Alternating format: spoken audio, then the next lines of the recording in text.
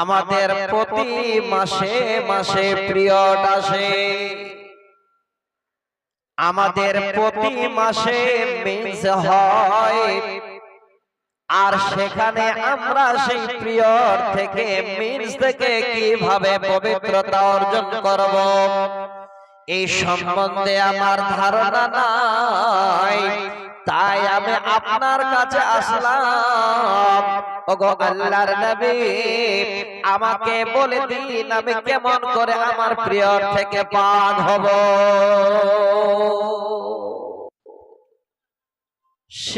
যদি মায়েরা হয়, বোনেরা হয়, যদি আলেমা হয়, হাফেজা হয়, তাহলে সমাজের কত লাভ। এই হাদিসটা খালি আপনাদের শোনাচ্ছি। প্রথমে ভূমিকায় আল্লাহ রাসূল কথাটা শুনলেন, লজ্জা পাচ্ছেন যে কি করে আমি খুলে বলবো। নবীজি তখন ওই মেয়েটাকে ইশারা করে বলছে, ওরে আল্লাহর বান্দে, খুঁজে ফিরসাতান মিসকে ফাতাতাহারি বিহা, তুমি যাও যখন তুমি পিরিয়ড থেকে পরিপূর্ণ পিরিয়ড থেকে ফারাগ হয়ে যাবে, পিরিয়ড শেষ হয়ে যাবে, ওই সময় তুমি কিছু তেনা বা কিছু তুলা নিয়ে সুন্দর করে পরিষ্কার করে তুমি পবিত্রতা অর্জন করবে। আল্লাহ রাসূল বুঝিয়ে দিলেন, কিন্তু খুলে বলতে পারেন না। একজন নারী তো, আল্লাহ রাসূল শিক্ষা দিচ্ছেন, যাও খুঁজি ফিরসাতাম মিন মিসকি ফাতাতাহারি বিহা, তুমি গিয়ে সম্পূর্ণ পরিষ্কার করে এবার পবিত্রতা অর্জন করো। মেয়েটি আল্লাহ রাসূলের কথা শুনে এবার দাঁড়িয়ে বলছে, ইয়া রাসূলুল্লাহ আতাতাহারি বিহা, ওগো আল্লাহর নবী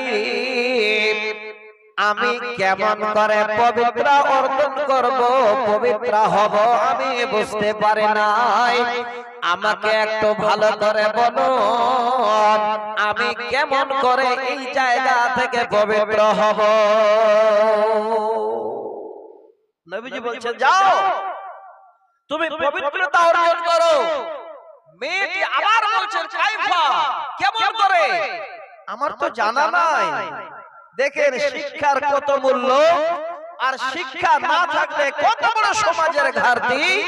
এবার তিনি মহিলা আল্লাহ রাসূলকে আবার জিজ্ঞাসা করছেন কেমন করে। আল্লাহ রাসূল চট করে বলছে, সুবহানাল্লাহি তাতাহারি, তুমি যাও আল্লাহ রাব্বুল আলামিনের হামদ সানা করে তিনার পবিত্রতা জ্ঞাপন করে। নবীজি বলছেন, তুমি যাও আল্লাহর বান্দি, তুমি তোমার ঘরে গিয়ে পবিত্রতা অর্জন করো। মেয়েটি থ হয়ে দাঁড়িয়ে আছে, নিয়ম কানুন বুঝতে পারে না, আর আল্লাহর নবীও একজন মেয়ে মানুষ, তাই এর থেকে বেশি আর খুলেও বলতে পারে না।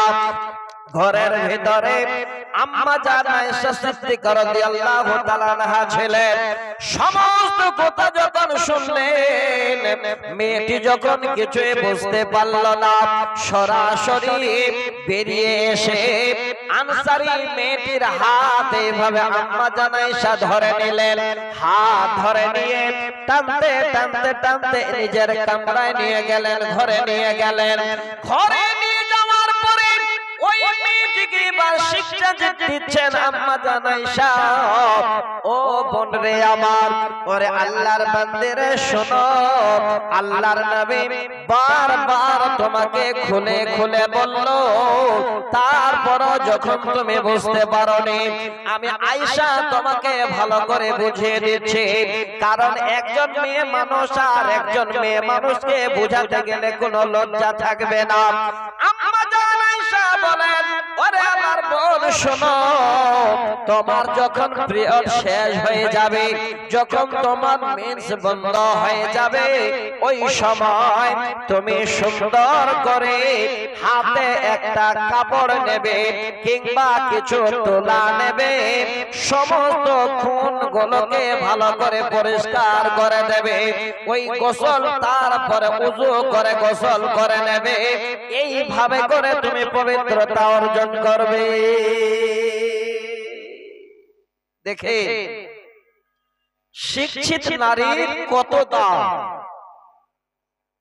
তাহলে আজকে যে কনফারেন্স আপনারা দাঁত দিয়েছেন, এই যে শিক্ষামূলক আলোচনা শোনার জন্য চারিদিক থেকে এসেছেন, একদিকে আপনারা, একদিকে আমার মায়েরা, শুধু শোনার জন্য যে আমরা জ্ঞান অর্জন করব কোরআন হাদিস শুনে, আর আমাদের জীবন ব্যবস্থা করব কোরআন হাদিসের উপরে। আলেম ওলামাদের কাছে জিজ্ঞাসা করার জন্য যেতে হবে না, আলেম ওলামাদের কাছে গিয়ে জানতে হবে না। আমার মায়েরা যদি শিক্ষিত হয়, আলেম হয়, তাহলে ওই মায়েরাই সুন্দর করে মাসলা হল করে দেবে, বলে দেবে, কোথাও যেতে হবে না। এটাই হলো শিক্ষার গুণ। আর একটা হাদিস বলছি, আমি আয়াত পড়েছি আপনাদের কাছে ইনশাআল্লাহ, সেই আয়াতটাকে কেন্দ্র করে আবার আপনাদের একটা শিক্ষণীয় কথা বলছি। অনেক ভাই আছেন, সামনে রমজান মাস আসছে, অনেক ভুল করে বসি, আমাদের শিক্ষা নেই, আমরা জানি না। এবার যদি ওই ভুল করেছি, ভুলের জন্য কোথায় জানতে যাব যে ভুলের আমার ক্ষমা আছে কিনা? তখন যাবে কোথায়? আলেম ওলামাদের কাছে। যারা ভালো ভালো আলেম ওলামা, তাদের কাছে জিজ্ঞাসা করবে। তো আল্লাহ রাসূলের জামানায় একজন সাহাবী রোজা অবস্থায় দিনের বেলায় নিজের স্ত্রীর সঙ্গে মিলন করেছে। আল্লাহ রাসূলের সামনে বলছে, ইয়া রাসূলুল্লাহ, হালাত নবী গো, আমি বরবাদ হয়ে গেছি, ধ্বংস হয়ে গেছি। আমার জীবনে আমি যেন বড় ধরনের ধ্বংসে পড়ে গেছি। নবী বলছেন, তোমাকে কে হালাক করেছে? কি কারণে হালাক হয়েছে বলো? তিনি আল্লাহ নবীর দরবারে বলেন, ইয়া রাসূলুল্লাহ, ওয়াকাতু আলা ইমরাতি ওয়া আনা সাইমুন।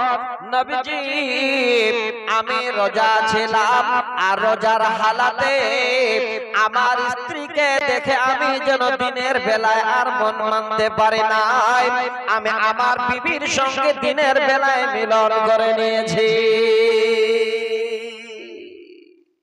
দেখেন, অনেক আলোচনা হবে মসজিদে। রমজান মাস আসার আগে আলেম ওলামারা আপনাদের সব ইঙ্গিত করবেন। আমি শুধু কালে শিক্ষার কি দাম, এই কথাটা বুঝাবার জন্য হাদিসটা বলছি। আল্লাহ রাসূল কথাটা শুনলেন, শুনে তখন বলছে, ওরে আল্লাহর বান্দা, এমন তুমি কর্ম করেছো, রোজার হালাতে তুমি তোমার বিবির সঙ্গে জীবনের জন্য আনন্দ করে নিয়েছো। তবে শোনো, এই ভুলের কারণে এই দিনের বেলায় তোমার বিবির সঙ্গে মেলামেশার কারণে আল্লাহর কাছে তোমাকে বড় জরিমানা দিতে হবে। জরিমানা লাগবে, এটা তো জানতে হবে। এটাও তো একটা শিক্ষার বিষয়, শিক্ষণীয় বিষয় যে এবার জরিমানা কি দেব। আল্লাহ কোরআন খুলবেন, সূরা তাহরিমে, সূরা মুজাদালায় সুন্দর করে জরিমানার কথাগুলো বর্ণনা করানো আছে। আমি ওই দিকে যাব না, খালি হাদিসটা আপনাদের সামনে চট করে বলছি। আল্লাহ রাসূল বলছেন, তোমাকে জরিমানা লাগবে। বলেন, নবী গো, কি জরিমানা লাগবে বলুন। নবীজি বলেন, প্রথম জরিমানা হলো তোমাকে একটা গোলাম আজাদ করতে হবে।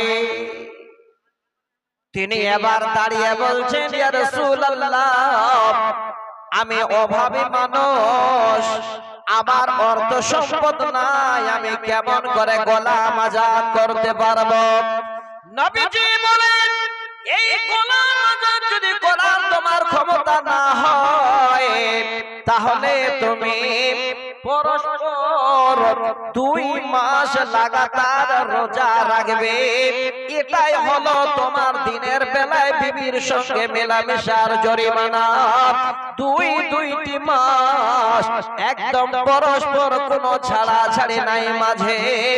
আজ এই রকমের 30 দুগুণে 60 দিন তোমাকে 2 মাস টানা রোজা রাখতে হবে। আবার বলছেন নবী গো, 1 মাস রোজা ছিল, তাতেই আমার স্ত্রীকে দেখে আমি মন মানতে পারিনি, 2 মাস এটা তো কঠিন হয়ে যাবে নবী।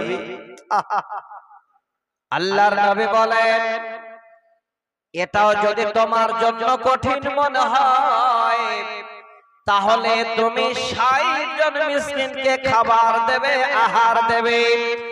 60 জন মিসকিনকে তুমি একবার খিলিয়ে দেবে। এটাই হলো তোমার জন্য শেষ জরিমানা। আল্লাহর নবীকে যখন এই কথা শুনে এবার জবাব দিচ্ছেন নবীজি, আমার ঘরে খাবার নাই, আমি অভাবী মানুষ, আমি কেমন করে 60 জন মিসকিনকে খাবার দেব? আবার যেন কথা আল্লাহ রাসূলের কাছে। ইতিমধ্যে আল্লাহ রাসূল বলছেন, এবার বসে যাও। সাহাবীদের নিয়ে আল্লাহ রাসূল বসে আছেন।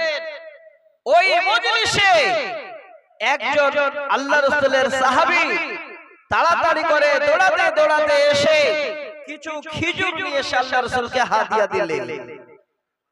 নবীজি খেজুরটি হাতে নিয়ে তখন ডাকছেন, কই রে আল্লাহর বান্দা, যে তুমি ভুল করেছিলে, তুমি কোথায় দাঁড়িয়ে যাও?